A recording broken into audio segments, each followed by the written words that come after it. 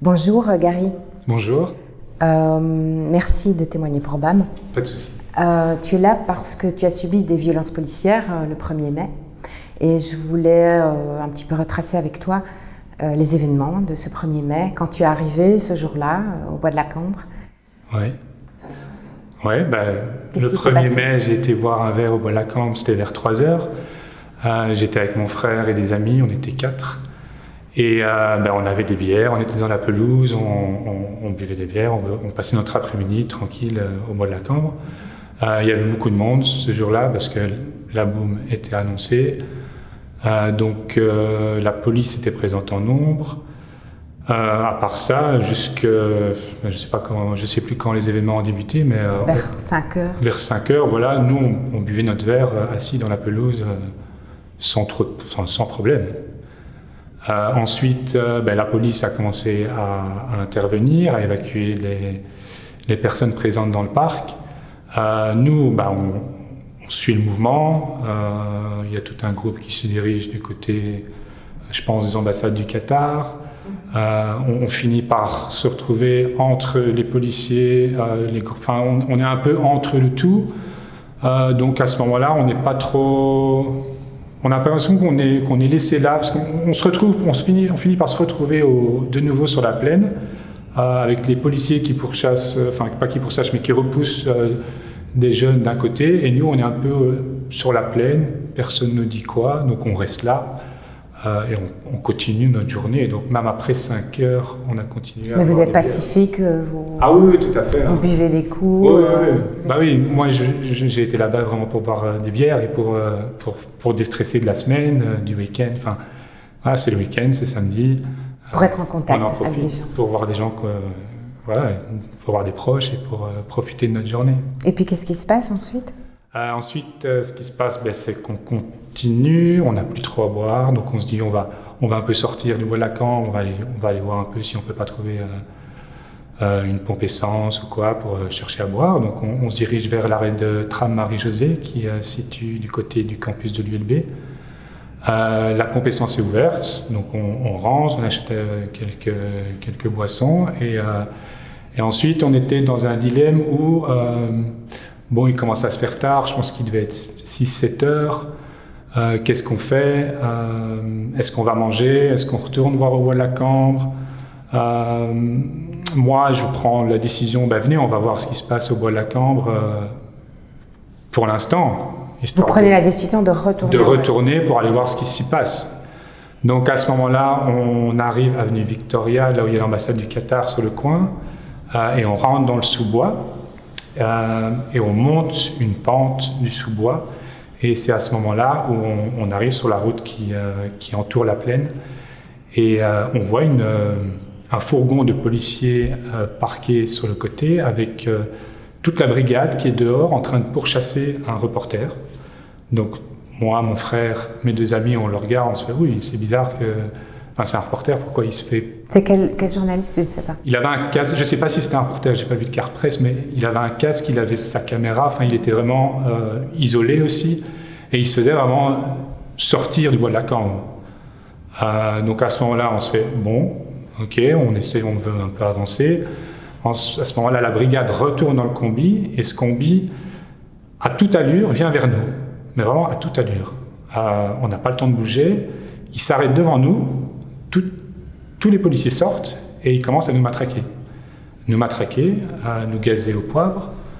À ce moment-là, en les voyant arriver, on s'était déjà dit, il faut qu'on parte parce que là, ça va mal se passer. Donc, on se retourne. À ce moment-là, on reçoit des coups de matraque, on reçoit du gaz au poivre. On court en se défendant, on va vers le sous-bois où c'était quand même pas très stable, assez instable. Quand tu dis en se défendant, se défendant, en évitant les coups dans voilà. le cou. On est un peu au centre. En les frappant, évidemment. Non, on n'a pas essayé de toute façon, on n'est pas armé pour contrer des... Mais pour que ça soit clair. Non. Ensuite, c'est une pente assez escarpée où moi, c'est à ce moment-là où j'ai un peu une perte de souvenir. Je finis en bas de la pente, en fait. Je finis en bas de la pente Est-ce qu'un policier m'a poussé dans la charge? Est-ce que c'est un coup de matraque? Est-ce que j'ai trébuché sur une branche, un tronc d'arbre? Je ne sais pas. Il se trouve que je finis en bas de la pente, et en bas de la pente, il y avait un tronc d'arbre où je tombe avec le cou en premier dessus. Donc à ce moment-là, moi je suis sonné, je suis au sol, je ne comprends pas ce qui m'arrive, j'entends des cris autour de moi, sourds, j'entends mon frère qui dit « arrêtez, il faut le soigner », enfin voilà. Petit à petit, je reprends mes esprits, un policier m'aide à me relever, à m'asseoir sur le tronc. Je suis vraiment sonné à ce moment-là. Je sais que apparemment les choses s'étaient calmées, à ce que mon frère, mes amis m'ont dit, les policiers n'étaient plus en mode intervention matraquon. Je pense qu'ils s'étaient rendus compte, à ce qu'ils me disent, que ça pouvait être grave et que voilà, il fallait se calmer. Donc à ce moment-là, je suis assis au calme, et c'est là où il y a le chef de brigade apparemment qui vient et qui dit lui, on l'arrête, obstruction, etc. Donc je reçois les menottes, les colsons dans le dos, je suis emmené dans le fourgon, et là je suis emmené avec tous les autres, juste moi et tous les autres policiers dans le fourgon, on est emmené un peu plus loin, où j'attends dans ce fourgon pendant facile une demi-heure, voire une heure. Mais tu es blessé, tu sens que... À ce moment-là, je saigne du menton, je ne sais pas trop ce que j'ai pas du mal à respirer, mais j'ai du sang dans la bouche. Donc, je suis sonné, je suis vraiment pas, je pense que l'adrénaline aussi est présente, donc je suis pas en forme. Je suis pas en forme, mais je suis conscient, je respire, j'ai marché jusque-là, voilà, c'est un peu spécial ce que je ressens. Donc à ce moment-là, j'attends dans le fourgon, je demande quand même qu'on appelle une ambulance parce que je vois que le sang coule, j'en ai sur les vêtements, je crache du sang. Donc ils s'appellent une ambulance qui met un peu de temps à arriver. Avant qu'elle arrive, ils me mettent sur le trottoir où je suis assis, menotté avec deux autres personnes qui s'étaient aussi fait arrêter. Un autre qui avait à la tête une coupure, qui saignait abondamment quand même. Et puis, je pense 15-20 minutes après ça, un médecin arrive, il ausculte la personne devant moi, qui me dit qu'il doit aller à l'hôpital. Et moi, dans la suite aussi, il me dit que je dois aller à l'hôpital pour auscultation. Est-ce qu'ils t'ont dit pourquoi ils t'avaient mis les colsons et ils t'avaient arrêté? Ils m'ont expliqué que j'aurais fait une rébellion armée. Alors que, donc, si j'ai bien compris, ils vous ont matraqué, vous vous êtes enfui. Et puis, tu as été poussé dans un ravin. Voilà. Donc, la rébellion... Est-ce que, au moment où je me fais matraquer, je me débat, je sais que j'avais un sac en main avec les boissons qu'on venait d'acheter, est-ce que ça percute un agent de police? Est-ce qu'un coup de coude est parti? Voilà, moi je suis sous des coups de matraque, du gaz lacrymogène, j'en avais plein la figure, donc à ce moment-là, pas du gaz au poivre. À ce moment-là, on voit presque plus rien. Voilà, c'est pour ça qu'ils disent que je suis en état d'arrestation. Rébellion. Rébellion armée aussi, ils m'ont signalé. Rébellion armée. Ouais. Voilà. Les médecins me font d'abord me recoudent le menton. Ensuite, ils veulent voir un scanner parce que j'avais des gonflements au niveau du cou. Et en fait, ils font un deuxième scanner parce qu'ils n'étaient pas sûrs. Et après le deuxième scanner, ils m'expliquent que j'ai une fracture du larynx avec un emphysème sous-cutané. Donc c'est une brèche qu'il y a dans le conduit qui fait que l'air pénètre sous ma peau. Ils m'expliquent à ce moment-là, monsieur, on va devoir vous mettre dans le coma, on va devoir vous intuber parce que l'œdème risque de grossir et donc vous ne pourrez plus le respirer. Et si vos voies sont bouchées, on ne saura plus vous intuber, il faudra faire une trachéo, etc. Donc voilà, ils expliquent plein de choses comme ça. Mais moi, à ce moment-là, je me sens bien. J'ai pas de problème de respiration, toutes mes constances, je suis branché à des machines, tout est bon. Donc moi, je trouvais ça un peu extrême, j'y croyais pas trop. Ensuite, un ORL est venu pour constater, donc avec une caméra, il va dans le nez pour voir les voies respiratoires. L'ORL dit que tout est dégagé, mais que effectivement, il y a un œdème qui se crée, d'où est-ce que ça vient, peut-être plus bas. Voilà, mais tout est dégagé, à ce moment-là, je respire correctement. À ce moment-là, les médecins veulent, au cas où, me mettre toujours dans le coma et m'intuber, ce que je refuse à ce moment-là, parce que pour moi, être mis dans le coma, c'est quand même un acte très fort. J'y rentre, bon, peut-être que j'y sors 3 jours après, peut-être que j'y sors 2 semaines après, je ne sais pas ce qui se passe quand je suis dans le coma. Donc je refuse, et à ce moment-là, je suis mis en observation. J'étais à l'hôpital Molière et il me transfère à l'hôpital Erasme. L'hôpital Erasme, je suis mis en soins intensifs, où je suis toujours gardé en observation. Et à ce moment-là, pendant 12 heures, je suis en soins intensifs où on vérifie mes constantes. Mais à ce moment-là, comme je vous dis, moi je respirais de moi-même. J'avais juste de l'oxygène pour m'aider. J'avais l'impression que j'allais bien. Pendant 12 heures, soins intensifs. Et après ça, je suis mis en chambre à l'étage pour observation.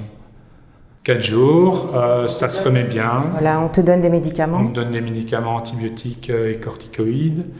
Antibiotiques, c'est pour éviter que l'emphysème, parce que vu que c'est de l'air qui pénètre, qui n'est pas stérile, pour éviter qu'il y ait des complications, je reviens plus sur de l'infection. De l'infection, voilà.